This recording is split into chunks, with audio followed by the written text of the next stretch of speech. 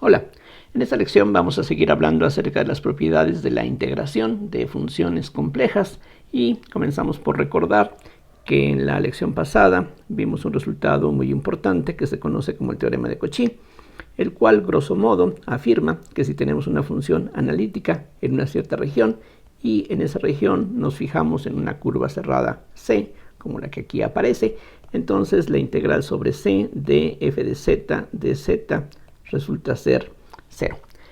Además de este resultado, uno deduce que si tenemos alguna región del plano en donde podemos tener singularidades de la función, es decir, puntos en donde esta función no es analítica, entonces la integral sobre una curva, como esta que aquí tenemos, o sobre otra curva que encierre las mismas singularidades, C2, entonces la integral sobre C1 de f de z ahora no necesita ser 0. Ahora ya no tendríamos el mismo caso que se mencionó antes, pero lo que sí va a resultar es que la integral de f de z sobre C2 va a ser exactamente lo mismo que la integral sobre C1. Una forma de enunciar este resultado consiste en decir que si tenemos una curva cerrada como esta, que posiblemente encierre singularidades, cuando la deformamos el contorno, como se dice, hasta convertirlo en otro contorno diferente, mientras no estemos atravesando singularidades de la función en esa deformación, entonces el resultado de una integral y otra va a ser exactamente lo mismo. Conviene recalcar que cuando hablamos de integrales de funciones en el plano complejo, esas funciones no tienen que ser analíticas. De hecho, ya sabemos que en el caso de la función f de z igual a z conjugada, esta función no es analítica en ningún punto del plano. Aún así, esta función se puede integrar sobre curvas que sean seccionalmente suaves. Vamos a ver que si nos fijamos en una curva cerrada, entonces la integral de z barra de z tiene un significado geométrico que es un tanto interesante.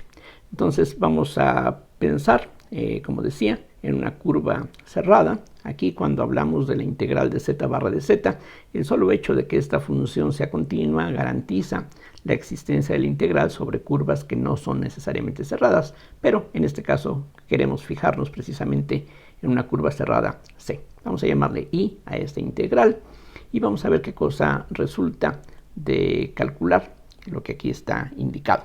Entonces, si escribimos como de costumbre la z como x más y, entonces z barra es x menos y por definición, de z tendría esta expresión y como ya hemos visto en las lecciones anteriores, uno puede desarrollar esta expresión que aquí aparece y convertir esta integral de línea en dos integrales de línea reales, tales como las que se estudian en cálculo integral de varias variables. Cada una de esas integrales se puede ahora evaluar utilizando el teorema de Green, tomando en cuenta que aquí estamos precisamente fijándonos en curvas cerradas. Recordemos que el teorema de Green afirma que si recorremos esta curva en el sentido positivo, que se define como aquel en el que al ir avanzando sobre este borde, siempre la región encerrada va a quedar a mano izquierda. Entonces recordemos que esta integral de línea equivale a esta integral sobre esta región bidimensional de la diferencia de parciales. Hay que derivar esta función, el coeficiente de y con respecto a x, y a eso le restamos la derivada de la L con respecto a y. En este caso, por ejemplo, para la primera integral, lo que tendríamos que hacer es derivar esta función con respecto a x, que es 0, y a eso habría que restarle la derivada de la x con respecto a y, que también es 0. Así es de que esta integral vale 0. Otra forma de darnos cuenta de que eso tiene que ser así es notar que esto que aparece en esta integral es simplemente un medio de la diferencial de x cuadrada más y cuadrada, y siendo la integral sobre una curva cerrada de una diferencial exacta, el resultado tiene que ser 0. En el caso de esta segunda parte, la parte imaginaria, aquí recuerden, aunque esta es la parte imaginaria, si quitamos la y, lo que nos queda es una cantidad real. Aplicamos lo mismo, teorema de Green, entonces tenemos que derivar esta función con respecto a x, nos da 1, y a eso hay que restarle la derivada de este coeficiente con respecto a y, eso nos da otro 1 positivo, de tal forma que esta suma nos da un factor de 2 que podemos extraer de la integral, Y por lo tanto, quitando este 0, lo que nos va a quedar es 2 veces y por la integral de dx de y sobre esta región, y eso precisamente es el área encerrada por la curva C. Entonces tenemos aquí un resultado que, como decía, suena un tanto interesante y afirma que si nos fijamos en la integral sobre cualquier curva cerrada de z barra de z, lo que vamos a obtener invariablemente es 2i por el área encerrada por esta curva. Entre otras cosas, esto nos dice que esta integral siempre va a ser una cantidad imaginaria pura. Vamos a probar ahora un resultado que resulta bastante útil para demostrar algunas otras propiedades, como veremos enseguida. Lo que dice esta proposición es que si tenemos una función cuya integral exista, es decir, aquí no estamos exigiendo que esta f sea analítica, aquí tenemos una curva seccionalmente suave para que no haya problemas con la existencia de la integral. Recordemos que si tenemos una función de valores complejos, entonces la integral que aquí tenemos en general es un número complejo y estas barras en este caso representan el módulo de ese número complejo. Lo que vamos a demostrar es que el módulo de este número complejo es menor que o igual a el producto de m por L, donde m es el máximo de los módulos de los valores de la función en los puntos de la curva, y esta L que aparece aquí es la longitud de la curva C. Bien, la demostración se puede dar de la siguiente manera. Entonces comenzamos con calcular el módulo de esta integral, recordando su definición. La integral es simplemente la integral de a b de f de z de t por z' de t de t. Aquí se está suponiendo, como ya hemos visto, que esta curva es una trayectoria, es una curva que se parametriza de alguna forma específica mediante la expresión de z como función de algún cierto parámetro real que va a tomar valores en algún intervalo que aquí estamos llamando AB, como hemos hecho generalmente en el pasado. Lo que vamos a hacer a continuación es que el integrando que aquí tenemos, vamos a llamarle g minúscula, y simplemente hay que recalcar que esta g va a ser ahora una función que depende de la variable t, entonces va a estar definida en el intervalo AB de la recta real, y sus valores en general van a ser complejos. Precisamente esta f es una función de valores complejos en general, así es de que este producto es algún número complejo que depende de t. Entonces esta g simplemente se define como este producto, y ahora nos vamos a fijar más concretamente en las propiedades que tiene esta integral, que, como decía, equivale a la integral de la función f. Entonces el resultado de la integral, otra vez, tiene que ser un número complejo. Aquí estamos hablando de una integral definida, así es de que lo que vamos a obtener al integrar no es una función, no estamos buscando primitivas, sino que aquí, por tratarse de una integral definida, esto va a ser en general un número complejo, y un número complejo cualquiera se puede escribir en forma polar, un cierto módulo por la exponencial de i por el argumento de este número complejo. Aquí r y alfa son cantidades fijas que dependen, por supuesto, de lo que sea esta función g minúscula, pero son cantidades que ya no dependen de t en particular. Entonces, lo que nos interesa es calcular el módulo de esta integral, que es lo que aquí aparece de nuevo, y el módulo pues sería precisamente el módulo de este número complejo, que es r. Pero de aquí mismo se puede ver que la r es el producto de e a la menos i alfa por esta integral, que es lo que aquí aparece escrito. Pero como recalcaba, alfa y r no dependen de t, así es de que este factor se puede incluir dentro de la integral, lo cual aquí ya está hecho.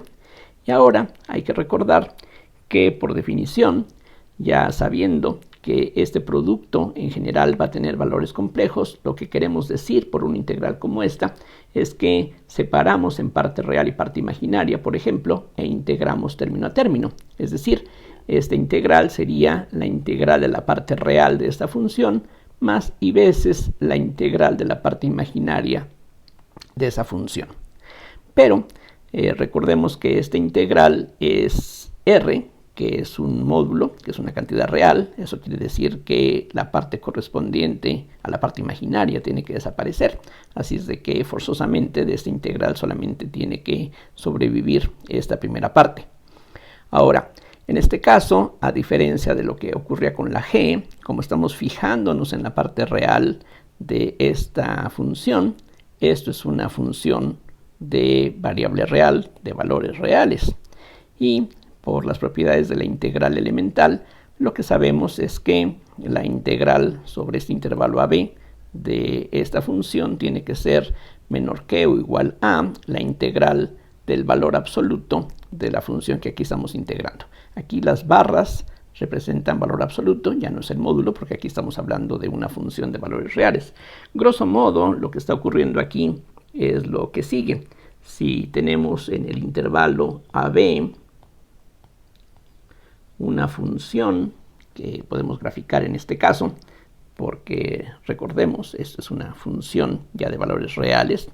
Entonces la integral, como sabemos, se relaciona con el área bajo la gráfica, pero si tenemos partes de la gráfica por encima del eje y partes por debajo, va a haber ahí una cierta cancelación, de tal forma que si en lugar de fijarnos en esta función, nos fijamos en el valor absoluto de ella, lo que queda aquí por debajo del eje horizontal se volvería hacia arriba y claramente se ve que esta integral, que representaría ahora efectivamente área por debajo de la gráfica, tiene que ser mayor que o igual a esta integral.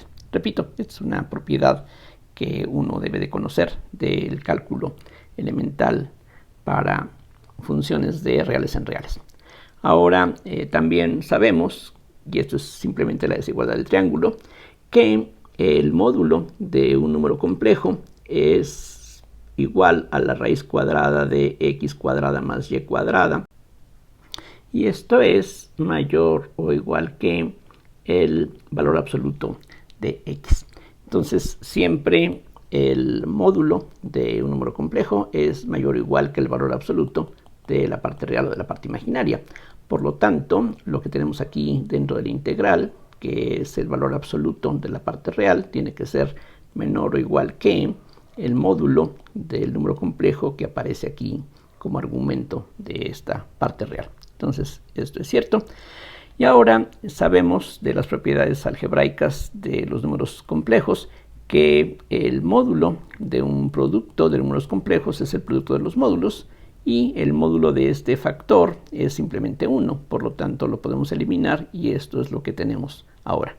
Recordando la definición de la g que se dio previamente, entonces lo que tenemos es que esta expresión se puede sustituir por esta otra. Como aquí aparece el módulo de la g, que es el producto de estos factores, nuevamente el módulo de un producto es el producto de los módulos, entonces tenemos estos módulos así en forma separada. Pero ahora, por definición, esta m, recordemos, es el máximo de los valores de la función f en los puntos de la curva, así es de que este módulo que aquí aparece tiene que ser menor o igual que la m, y simplemente podemos hacer la sustitución, quedándonos entonces esta desigualdad.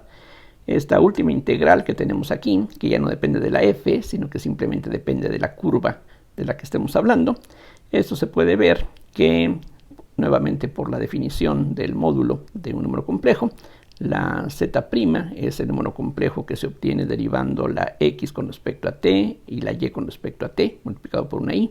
Este módulo sería la raíz cuadrada de esta suma de cuadrados, pero de nuevo podemos reconocer que esta integral que aquí aparece es justamente la longitud de la curva que se puede calcular mediante una integral como la que aquí tenemos.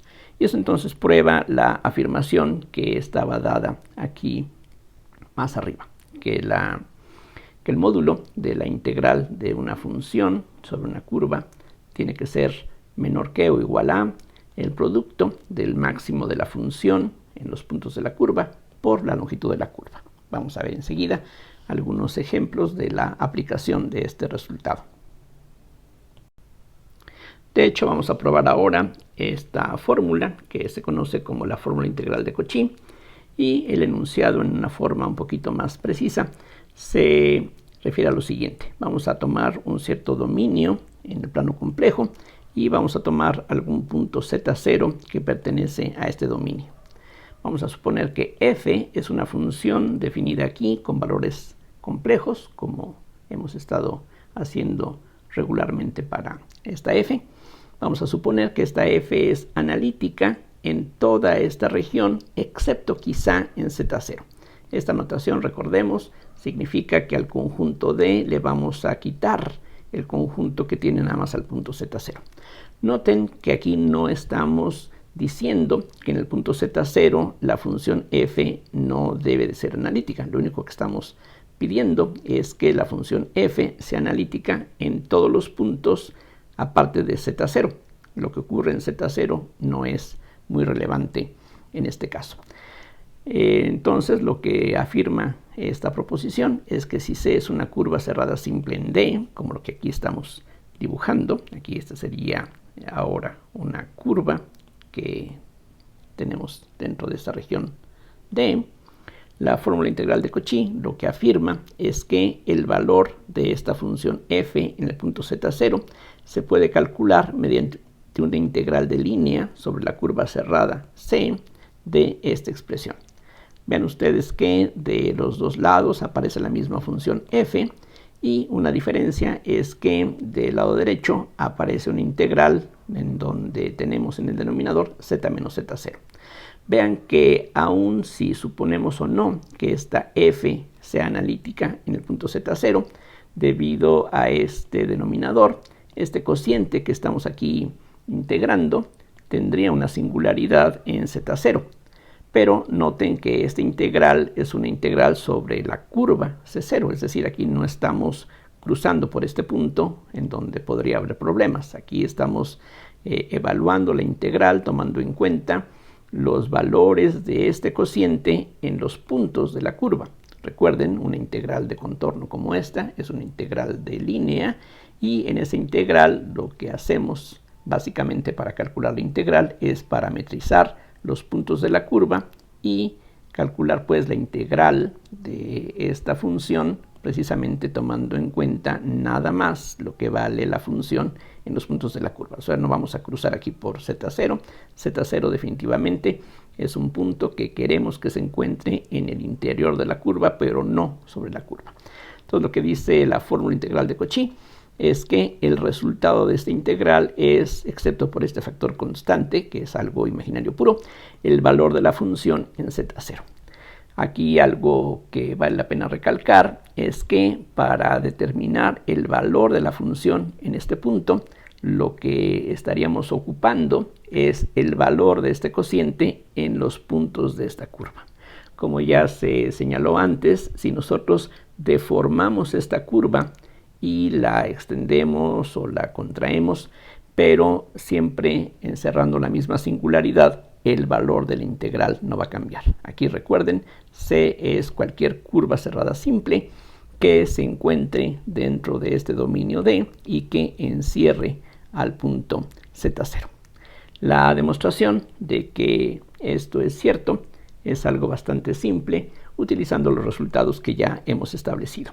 Entonces aquí hay un diagrama en donde tenemos el punto Z0, aquí está. Tenemos una curva C como arriba, es una curva cerrada simple, arbitraria, la forma que tenga no es relevante. Y lo que vamos a hacer es auxiliarnos de un círculo que va a estar centrado en Z0 y va a tener un cierto radio que vamos a llamar delta en este caso. Este círculo lo vamos a denotar por gamma y de acuerdo con lo que ya se ha estado recalcando, la integral sobre esta curva cerrada C es lo mismo que la integral de esta misma función sobre la curva gamma. Otra vez, al deformar el contorno, mientras no atravesemos singularidades de esta función, las integrales tienen exactamente el mismo valor. Nos conviene integrar sobre este círculo porque, como veremos, las integrales son bastante más fáciles de calcular. Entonces, lo que hacemos ahora con esta integral es simplemente sumar y restar en el numerador el término constante f de z0. Recuerden, z0 aquí es un punto determinado. Aquí la variable de integración, por así decirlo, es la z. Y entonces, si sumamos y restamos un f de z0, tenemos esta identidad. como f de z0 no depende de z, se puede sacar de la integral. Entonces estas expresiones son exactamente iguales. Lo que vamos a probar enseguida es que esta integral que aparece al extremo derecho, donde ya no tenemos la f, esta es una cantidad fija que vale 2pi, mientras que esta otra integral, que se asemeja bastante, como pueden ver, a la expresión que aparece en la definición de una derivada, vamos a ver que esta integral vale 0 estrictamente. Entonces vamos con la parte más sencilla, vamos a calcular esta integral, y para eso justamente nos ayuda que la curva gamma sea un círculo de radio delta. Esta curva se puede parametrizar fácilmente. Esta curva estaría dada por z de t, por ejemplo, igual a z0 más delta, que es el radio de este círculo, por e a la i t. Entonces, de esa manera, la diferencial de z que aparece aquí sería simplemente, como esto es una constante, delta por la diferencial de e a la i t, que es la misma exponencial, por un i de t, mientras que en el denominador la diferencia de z menos z0 es simplemente delta por e a la i t. Estos factores se cancelan, esto es lo único que queda, la i se puede sacar de la integral, y la integral de dt sobre este intervalo nos da simplemente 2pi. Entonces, como decía, esta integral es una cantidad fija que no depende del radio de este círculo. Vean que la delta se eliminó, aquí no importa qué radio tengamos, lo cual de nuevo está acorde con lo que ya se ha venido insistiendo varias veces en esta lección, que si deformamos el contorno, mientras no crucemos las singularidades, el valor de la integral no cambia. Ahora vamos a ver qué ocurre con esta otra integral. Vamos a demostrar que el resultado de ella es estrictamente 0. Y para eso vamos a utilizar la idea de que esta f es una función continua.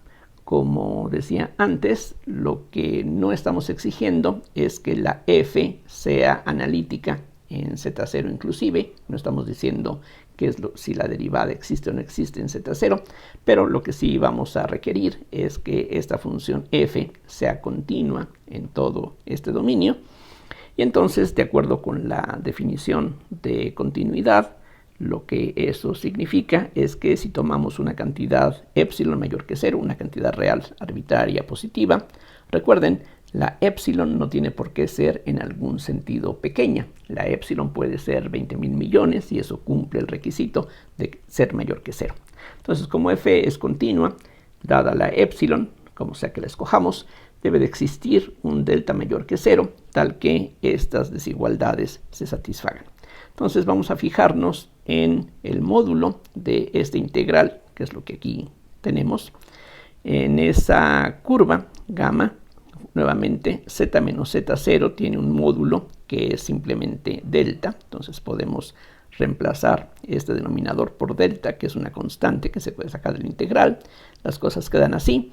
Y por la proposición que vimos antes, este valor absoluto, o más bien este módulo, va a ser menor o igual que el máximo de esta función por la longitud de la curva.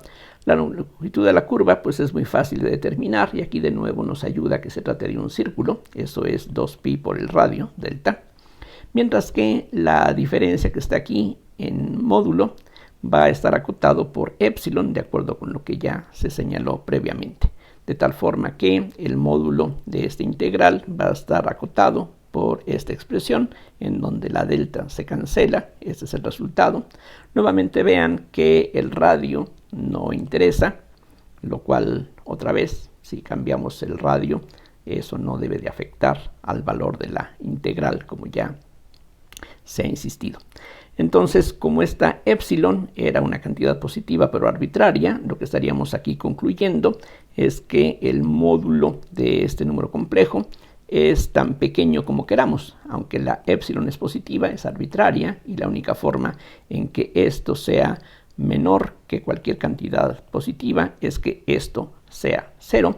Entonces llegamos a la conclusión de que esta integral tiene que ser 0, y por lo tanto esta otra integral sería 2pi por f de z0, que es lo que está precisamente aquí indicado. Esta integral vale 0, y la integral que estábamos calculando sobre c o sobre gamma, da lo mismo, sería 2pi por la función f evaluada en este punto encerrado por la curva. Por lo tanto, y este resultado vale la pena aquí repetirlo porque es muy importante, como veremos después. Por lo tanto, la conclusión es, y aquí está un diagrama para recordar la imagen geométrica, tenemos aquí una región en donde tenemos una función que es analítica, excepto quizá en el punto z0. Entonces el valor de la función en este punto va a ser 1 sobre 2pi, la integral sobre c. Aquí recordemos, siempre esta curva tenemos que recorrerla en el sentido positivo, de f de z entre z menos z0. Aquí simplemente hay que recordar que esta z0 que aparece a la izquierda es la z que aparece aquí en el otro extremo. Aquí notemos que no es lo mismo z menos z0, por supuesto, que z0 menos z. Entonces aquí, para recordar dónde va el signo menos, simplemente pues tomemos en cuenta que esa z0 aparece en los extremos de esta expresión, por así decirlo. Vamos a ver ahora una aplicación tanto de la fórmula integral de Cauchy como de la proposición que habíamos demostrado previamente. El ejemplo que vamos a considerar consiste en esto que ahora describo. Vamos a fijarnos en un semicírculo. Aquí vamos a tener una curva cerrada que recorre estos puntos del eje real, y después tenemos aquí un semicírculo que hace que tengamos pues una curva cerrada que podríamos iniciarla en menos r y ahí volvemos a terminar. Entonces lo que podemos notar es que si la c es esta curva cerrada, entonces el denominador se puede factorizar de esta forma y el numerador, la iz, es una función que es analítica en todo el plano complejo. Aquí tenemos puntos en donde habría singularidades. Uno de ellos se encuentra en z igual a i, otro en z igual a menos i. Aquí están i y menos i. Y de estos dos, el único que está encerrado por esta curva cerrada c es i. Entonces lo que conviene hacer es escribir este integrando de esta forma para que esto que está en el numerador lo identifiquemos como la función f de z, tal como aparece en la fórmula integral de Cauchy. Entonces esto que está aquí debajo sería el z menos z0, que aparece justamente en esa fórmula. Y entonces, de acuerdo con la fórmula de Cauchy, todo esto sería igual a 2pi por el valor de esta función en el punto z0. Y aquí el punto z0 es precisamente i. Entonces lo que tenemos que hacer es evaluar esta función en i, lo cual es muy sencillo. Si z vale i, aquí queda e a la menos 1. Si la z vale i, aquí tenemos 2i, que es lo que aquí podemos ver. El 2i se cancela y por lo tanto lo que queda de toda esta expresión es simplemente pi sobre e. Entonces esta fórmula integral es maravillosa porque nos permite calcular así de fácilmente una integral como esta. Es decir, independientemente de que esta integral, como ya sabemos, se puede calcular o definir mediante una parametrización, etcétera, lo cual nos llevaría, como veremos enseguida, a integrales que pueden ser complicadas de resolver. Bueno, el resultado de esta integral ya de aquí de inmediato lo podemos determinar. Es esta cantidad, que en este caso es un número real. Ahora, por otro lado, esta integral sobre esta curva cerrada la podemos partir en dos integrales, la integral sobre C1 y la integral sobre C2, por supuesto, simplemente tomando en cuenta la orientación que debemos de seguir para que la fórmula de integral de Cauchy sea válida tal como aquí la hemos empleado. La integral sobre C1 es muy fácil de reemplazar.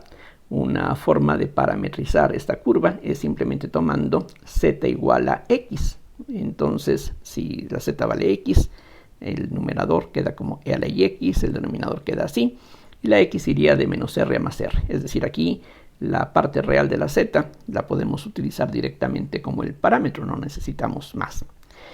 Esta otra integral sobre este semicírculo la dejamos aquí indicada, y ahora vamos a ver cómo podemos acotar el valor de esta última integral. Lo que vamos a ver es que esta integral tiende a 0 a medida que tomamos este radio cada vez más grande.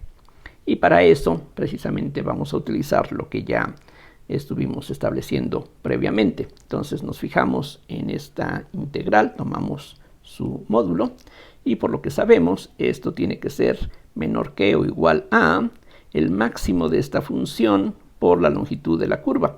Otra vez, la longitud de la curva es muy fácil de determinar. Como se trata de un semicírculo de radio r, pues simplemente sería pi por r.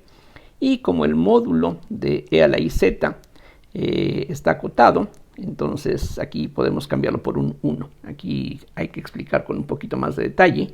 Aquí tomemos en cuenta de que e a la iz sería e a la i por x más y. Esto es lo mismo que e a la ix por e a la menos y. En este caso, los puntos que nos interesan se encuentran en la parte superior del plano complejo, donde la y es positiva, y para valores positivos de la y, e a la menos y está acotado por 1, mientras que el módulo de e a la ix es 1. Entonces, por esa razón, esta exponencial, al momento de tomar las barras, se puede reemplazar por esta unidad. Entonces, lo único que aquí nos preocupa es hallar alguna cota para este denominador, y justamente lo que viene enseguida se relaciona con eso. Entonces, aquí hay que tomar en cuenta que la curva en la que estamos integrando es este semicírculo. Entonces, los números que pertenecen, o los puntos que pertenecen a este semicírculo, son de la forma r por e a la i teta, donde la r es esta r mayúscula. Todos los puntos que están sobre esta curva tienen un módulo común que es r mayúscula. Entonces, escribiendo la z como r mayúscula constante por e a la i teta, z cuadrada, pues es por supuesto esto que aquí está escrito. Esta e a la 2 i teta se puede ahora partir como el coseno de 2 teta más i veces el seno de 2 teta. De esa forma tendríamos dentro de las barras del módulo una parte real que sería 1 más r cuadrada coseno de 2 teta, y una parte imaginaria que es r cuadrada seno de 2 teta.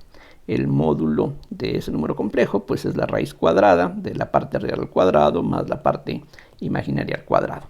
Esencialmente, en forma gráfica, sería el teorema de Pitágoras. Ahora, desarrollando las expresiones que aquí tenemos, esos cuadrados, lo que vamos a tener es un 1, que aquí está. De este término al cuadrado con este término al cuadrado queda simplemente r cuarta, y del doble producto de estos dos términos queda, por supuesto, 2r cuadrada coseno de 2 teta. Pero el coseno está acotado por debajo por un menos 1, así es de que el valor de esta raíz es mayor que o igual a esta expresión que obtenemos de esta manera, reemplazando este coseno por un menos 1, que es el mínimo valor que tiene el coseno. Y podemos reconocer que lo que queda aquí dentro del radical es un binomio al cuadrado. Entonces aquí sustituimos, y pensando que la r es mayor que 1, de hecho es algo que no recalqué, pero ahora lo hago. Aquí lo que queremos hacer es mostrar que la integral sobre C2 tiende a 0 a medida que la r va haciéndose cada vez más grande. Entonces eso quiere decir que definitivamente va a ser mayor que la unidad para que este punto esté encerrado por esta curva cerrada. Así es de que podemos entonces quitar las barras de valor absoluto cuando sacamos la raíz cuadrada. Entonces esto que está aquí, que en general sería el valor absoluto de r cuadrada menos 1, esto pues se puede reemplazar aquí ya sin barras. Esta diferencia que queda aquí conviene reemplazarla por una expresión algebraicamente más sencilla, y lo que uno puede ver fácilmente es que si la r es suficientemente grande, esta diferencia es mayor que r cuadrada sobre prácticamente cualquier número que ustedes gusten, 3, 4, 17.5, cualquier cosa. Por ejemplo, podemos ver que esto es cierto siempre y cuando la r sea mayor que la raíz de 3 medios, y eso se ve así. Esta desigualdad equivale a esta otra desigualdad, simplemente este término lo paso a la izquierda, este menos 1 lo paso a la derecha. Aquí simplificando, lo que nos queda es 2/3 de r cuadrada, que entonces tendría que ser mayor que 1, y esto equivale a que r cuadrada sea mayor que 3 medios, y a su vez eso significa que la r es mayor que la raíz de 3 medios. La raíz de 3 medios es un poquito mayor que la unidad, así es que de nuevo eso está de acuerdo con la idea de que la r sea mayor que 1 y que finalmente queremos que la r sea grande. Lo que se concluye entonces es que, regresando a este módulo que estábamos estimando, lo que vamos a tener es que el máximo de esta función sobre este semicírculo sería entonces, estaría acotado por 1 sobre r cuadrado sobre 3. Vean que aquí lo que está como denominador es lo que aquí estábamos considerando. Aquí precisamente, como se encuentra en el denominador, lo que queremos es una desigualdad que vaya en este sentido. Y entonces el pi r aquí sigue, y en lugar de este máximo estamos sustituyendo r cuadrado sobre 3. Simplificando, esto equivale a 3pi sobre r, y claramente esto tiende a 0 a medida que la r tiende a infinito. Entonces, regresando al cálculo inicial, lo que ya teníamos es que la integral sobre esta curva cerrada vale pi sobre e. Esa integral la partimos en dos partes, una recta y un semicírculo. La integral sobre la recta es esta integral sobre esta variable real x, y la integral sobre el semicírculo, lo que estamos viendo es que tiende a 0 cuando la r tiende a infinito. Entonces, si ahora hacemos que en esta integral la r tiende a infinito, es decir, nos fijamos en una integral impropia, entonces como eso tiende a 0, todo esto va a ser igual a pi sobre e. La conclusión entonces es que la fracción pi sobre e sería la integral de menos infinito a infinito de esta expresión que tenemos aquí, y de nuevo esta exponencial la podemos partir como parte real y parte imaginaria y separar esta integral en dos. Aquí claramente lo que tiene que ocurrir es que la parte imaginaria desaparezca, porque del lado izquierdo tenemos una cantidad real, y efectivamente uno puede darse cuenta que la parte imaginaria tiene que ser 0 simplemente por paridad. Al cambiar x por menos x, aquí no hay ninguna diferencia, pero el seno, siendo una función impar, va a cambiar de signo, y eso hace que esta parte efectivamente se anule, por lo que queda de esta integral es simplemente esto que aquí está escrito: la integral de menos infinito a infinito del coseno de x sobre 1 más x cuadrada, y lo que estamos concluyendo es que esa integral tiene que tener el valor pi sobre e. Aquí noten nuevamente que no estamos hallando una primitiva para esta función, sino que estamos determinando el valor de esta integral, que es, bueno, definida, impropia también, pero aquí pues tenemos un ejemplo de uno de los puntos en donde todo esto que hemos estado tratando hasta ahorita sobre integración compleja tiene una aplicación muy útil. O sea, muchas integrales que de otra manera serían muy difíciles de calcular, bueno, resulta que con la curva o con la función adecuada uno puede calcular fácilmente el valor de la integral. Aquí la parte que pues requiere experiencia es precisamente determinar para una integral dada qué función, qué contorno conviene emplear. Ya vimos que de un lado de todo esto las cosas son bastante sencillas. Precisamente el uso de la fórmula integral de Cauchy hace que el cálculo de una integral sea tan simple como hacer simplemente una sustitución. Aquí lo interesante, insisto, es que si nosotros partimos de una integral como la que aquí estamos hallando finalmente, aquí la parte interesante, la parte que requiere pues habilidad o experiencia, es determinar qué curva en el plano complejo, qué función compleja conviene emplear para calcular una integral real sobre el eje real, que es lo que aquí finalmente tenemos. Más adelante vamos a ver otros ejemplos similares en donde precisamente vamos a tratar de desarrollar esta habilidad para reconocer qué funciones, qué contornos conviene escoger para un cálculo determinado. Por ahora es todo. Gracias por su atención y hasta la próxima.